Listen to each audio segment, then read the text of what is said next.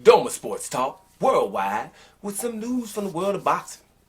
So y'all know what time it is. You ain't in a rush to get concussed. Now, it's some huge news, under the radar type of news.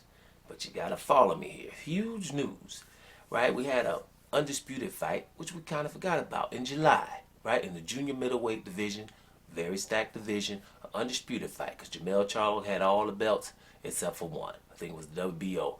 And that had Brian Castano. Now, a lot of people didn't know Brian Castano because he was in the amateurs. Thought, Jamel Charlo was just going to automatically be undisputed, right? And then everything, poof. No, Castano, yeah, those rumors of him doing well in sparring in his amateur days. I think he beat Spence. I think he beat somebody else. I forget the name back then, but Brian Castano, is somebody who the boxers knew was good. So, should have been like a, 55-45 fight. But, we thought that Jamel was going to just beat him. Well, they had a barn burner of a fight. It turned out to be a draw, and it was a draw. But, it's a whole different thing. When a brother gets in a draw, you're going to hear right away. Many people felt as though the other one won.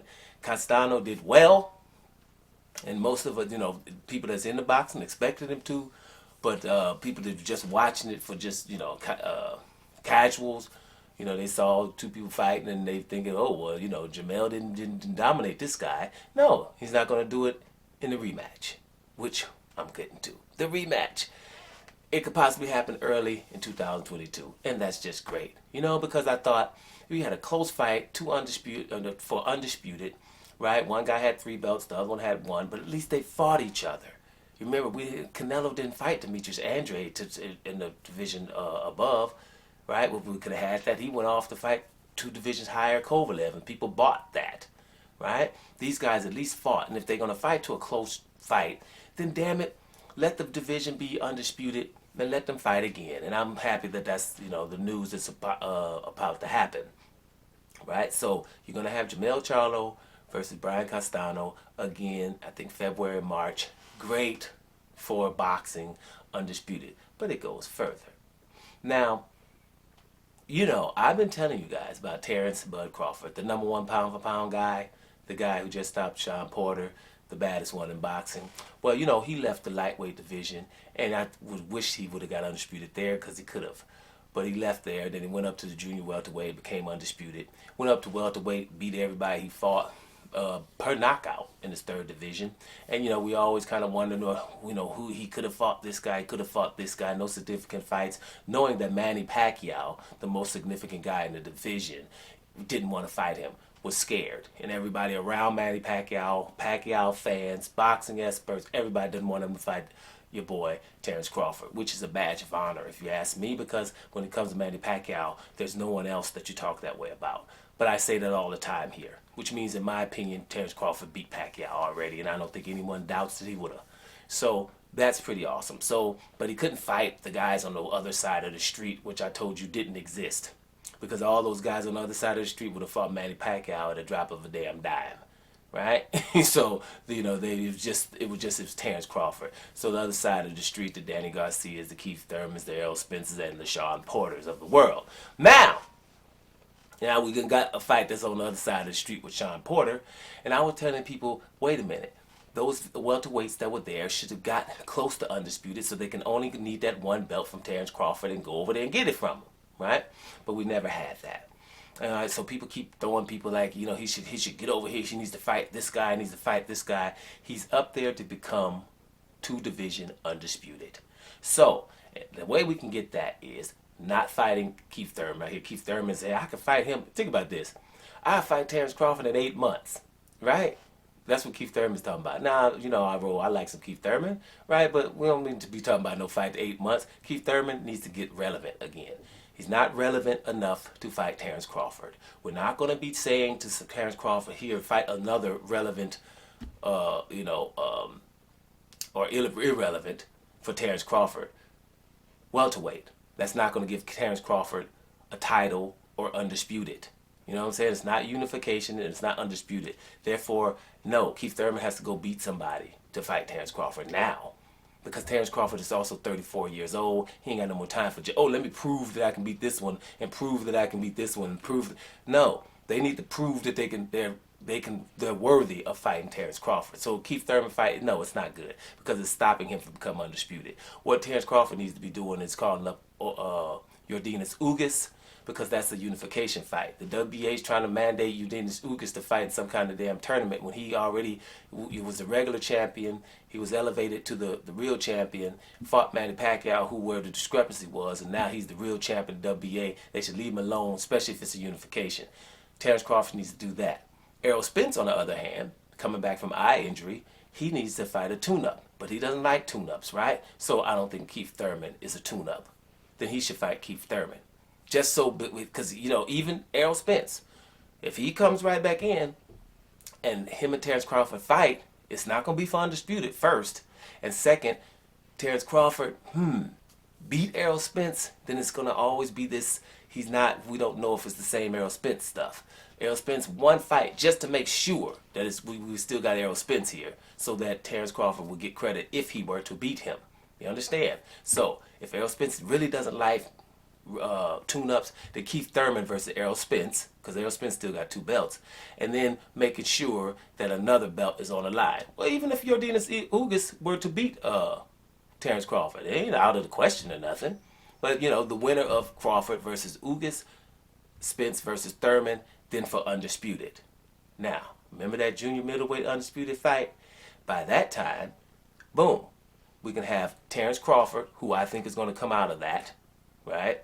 Then being undisputed at welterweight, then going up to junior middleweight, fighting for undisputed.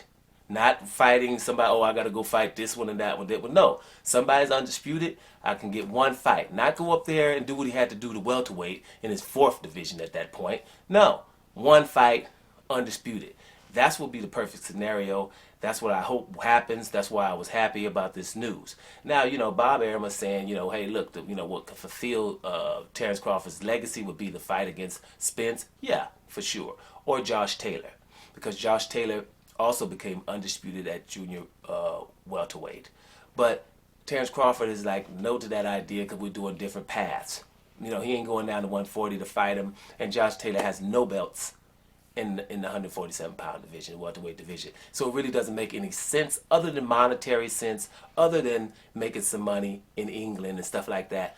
But I'm telling you guys, I'm not the only one thinking like this. The thing is, I know that Terence Crawford thinks he can become, and I do too, 3-division, undisputed, the real way. Not going up to a division, picking the easiest one and just fighting them. Y'all know I'm talking about Canelo. And everybody getting away with it, getting away with just fighting one of them. No, all the baddest ones, where it is no doubt who the best in this division is. That's what he's trying to do. With Canelo, there's never nothing. In 168, we think Benavidez and David Morrell can beat him, right? And if 160, we think Charlo and Andre can beat him. At 154, we think Charlo, Andre, Laura probably did, right? Austin Trout got damn close. So it's too many people in every division. And then he just keeps leaving the division. As soon as these brothers come up, then he leave again. Right? He just keeps doing it. Everybody kind of act like they don't see that. But whatever. It is what it is. Terence Crawford and Canelo in one sentence, they don't even belong in the same sentence anymore. Not even in the same sentence. Sorry. You just don't.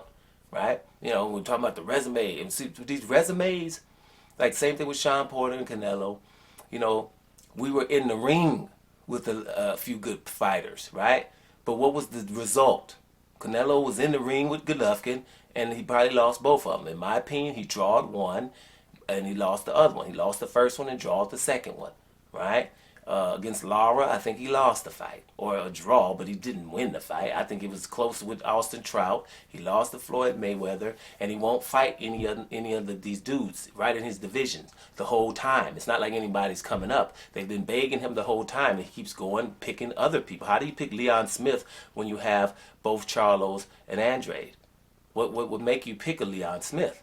What would make you pick a Rory Fielding or Kovalev in a different division when you have an undisputed fight for 40 million with Demetrius Andrade.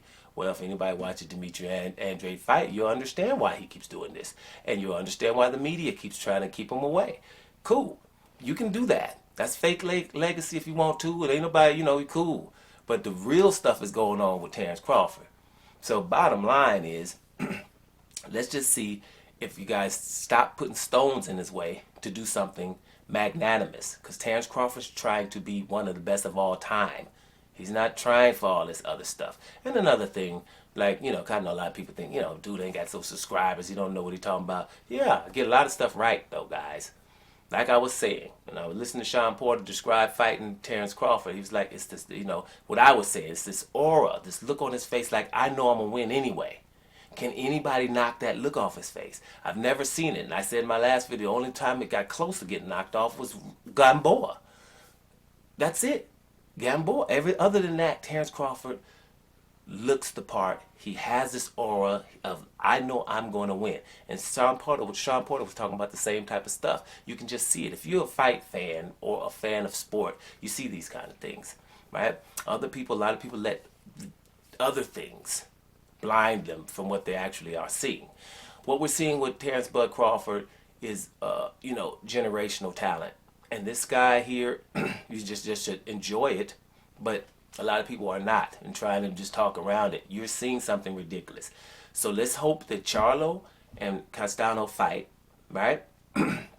Maybe early next year. Let's hope that Terence Bud Crawford can get Ugas. Not that he fights Spence and there's still a title out there. Get Ugas and let Spence fight somebody earlier the year. Then they can have a summer clash, right? For undisputed welterweight.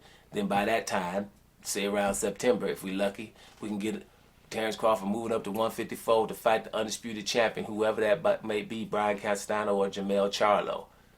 Right? Wouldn't that be awesome? Wouldn't that be historical? Wouldn't that be some real, I'm the baddest dude in boxing type of stuff? Which he ain't really got to do no more, but it would be. So stop putting stones in his way. Let's stop talking about any fights that's in the way of that. Let's focus on, if the man's 34, by the time he's 36, 37, he gets the opportunity to become 3 division undisputed. And if anybody that can do that right now, that would be your boy, Terence Bud Crawford. Right? I'm going to put a little sidebar on, Alexander Usyk can go down to Bridgeway and get him a title too. Don't even try it, nigga, heavy, you know what I'm saying? But other than that, Terence Bud Crawford. Y'all feeling that? Dome Sports Talk Worldwide. And I'm up out of here, y'all.